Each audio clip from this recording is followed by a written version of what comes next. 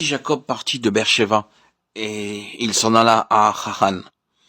Il arriva dans un endroit où il passa la nuit, parce que le soleil était couché. Il prit une pierre qui se trouvait là, il en fit son chevet, et il se coucha dans cet endroit. Il eut un songe. Il vit une échelle posée sur la terre, et dont le sommet touchait aux cieux. Et voici que des anges de Dieu montaient et descendaient le long de cette échelle. Il appela cet endroit Bethel, tandis qu'auparavant la ville s'appelait Luz. Genèse 28, 10, 12, 19.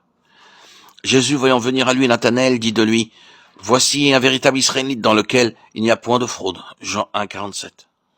« Je suis le Dieu de Bethel, où tu m'as consacré un monument et où tu m'as fait un vœu. Maintenant, lève-toi, sors de ce pays et retourne au pays de ta naissance. » Genèse 31, 13. Dieu dit à Jacob, « Lève-toi, monte à Bethel, établis là ta demeure et élève-y un autel au Dieu qui t'apparut lorsque tu fuyais devant Ésaü ton frère. » Jacob, avec tous les gens qui l'accompagnaient, arriva à Luz, dans le pays de Canaan, qui est aujourd'hui appelé Bethel. Il bâtit là un autel, et il nomma ce lieu le Dieu de Bethel, car c'est là que Dieu lui était apparu, lorsqu'il fuyait devant son frère. Genèse 35, 1, 6, 7. Où est le sage? Où est le scribe? Où est le disputeur de ce siècle? Dieu n'a-t-il pas convaincu de folie la sagesse de ce monde? 1 Corinthiens 1, 20. Or, l'homme naturel n'accueille point les choses qui sont de l'Esprit de Dieu, car elles sont pour lui une folie, et il ne peut les comprendre parce que c'est spirituellement qu'on en juge. 1 Corinthiens 2, 14.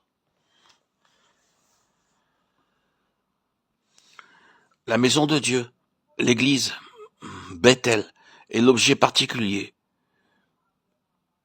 Et si nous prenons encore Jacob comme notre illustration, nous sommes amenés à voir que tout ce qui concerne l'église doit commencer de son côté céleste, et non de son côté terrestre.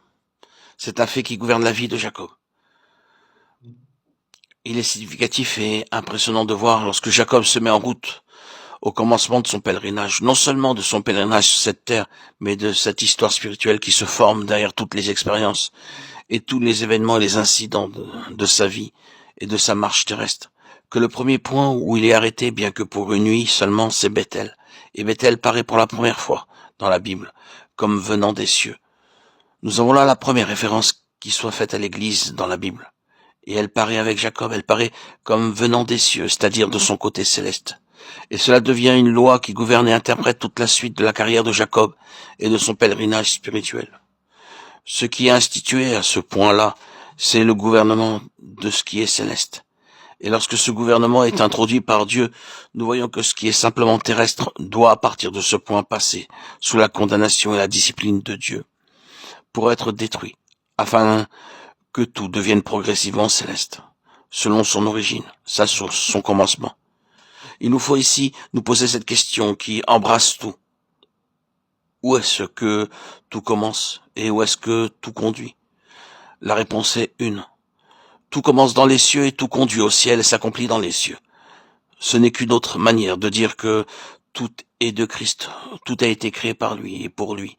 Il est avant toute chose et toute chose subsiste en lui. Colossiens 1, 16, 17. Bien que la vérité correspondante ne soit pas exprimée, il y a beaucoup de passages qui révèlent aussi le fait qu'il est après toute chose, et non seulement avant toute chose. Tout cela, nous le voyons symboliquement représenté par l'échelle de Jacob, quelque chose venant du ciel et se posant sur la terre, l'Éternel se tenant au sommet et les anges de Dieu montant et descendant. Reportons cela au premier chapitre de Jean et nous retrouvons le même principe à l'œuvre dans cette parole. Voici un véritable Israélite dans lequel il n'y a point de fraude. Et ensuite, dans ces mots adressés à Nathanaël, tu verras de plus grandes choses que celles-ci.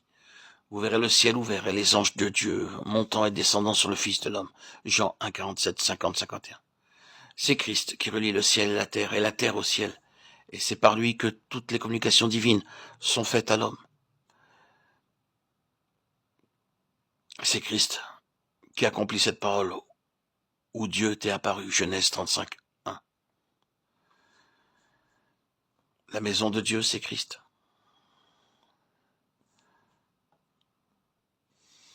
Souvenons-nous que, tandis que cela est vrai de Christ personnellement, ce que nous devons voir comme étant la révélation du mystère, c'est que la maison de Dieu, c'est Christ exprimé corporativement dans l'Église, qui est son corps.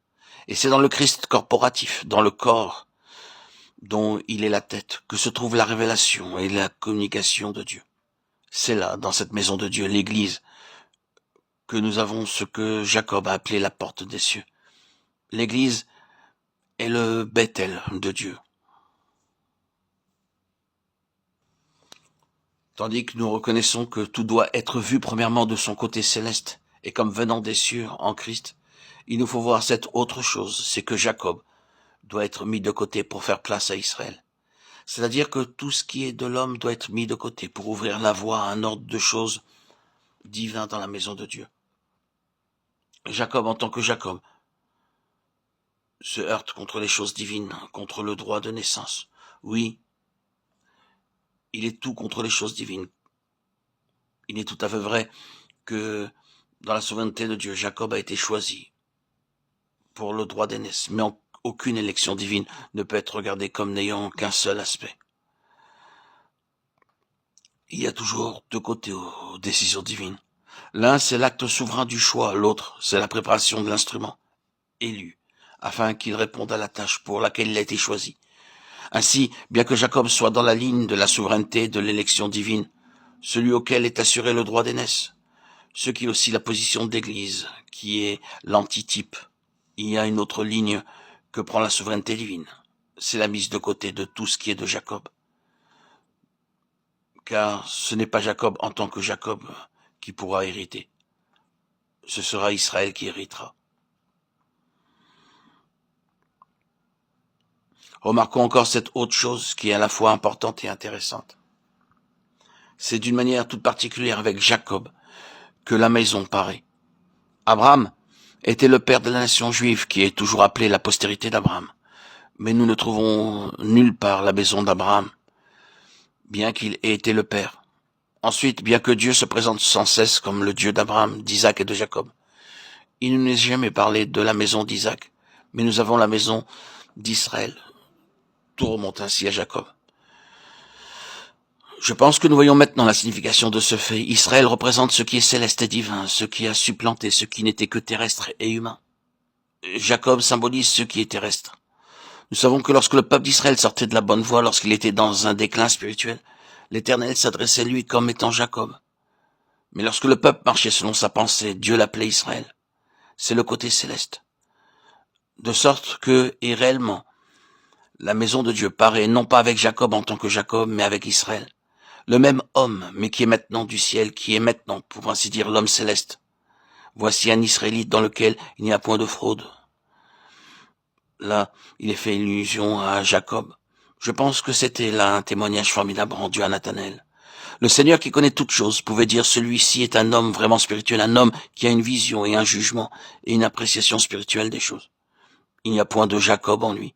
Je crois que c'est ce que le Seigneur a voulu exprimer. Je pense que tout cela est suffisant pour établir le principe.